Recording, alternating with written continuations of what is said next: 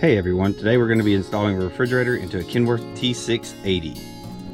First thing we'll need to do on this install is to open the lower drawer and take the trim ring off that goes around the face of the cabinet.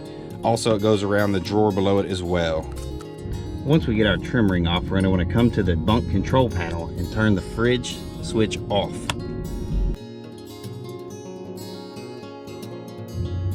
To get the power for the refrigerator, we're going to want to cut the wires off of the receptacle in the upper back corner of the cabinet. Wires should be a white wire and a yellow wire.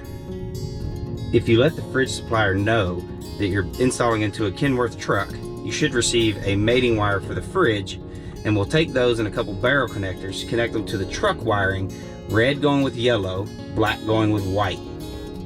Now that our connection is secured into the truck, we're ready to install the refrigerator. Once you get the unit in your truck set in place, we'll want to connect the two power wires so the fridge will run when we install it in the cabinet.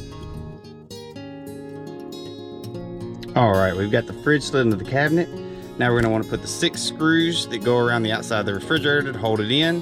These do not come supplied with the refrigerator. You can pick these up at a hardware store or ask your local Kenworth dealer to supply them. Once we get our refrigeration unit secured into the cabinet, we can put our trim ring back on. Once the fridge is secured in the cabinet and the trim ring's back on, we'll want to go back over here to our sleeper panel and turn the fridge power on.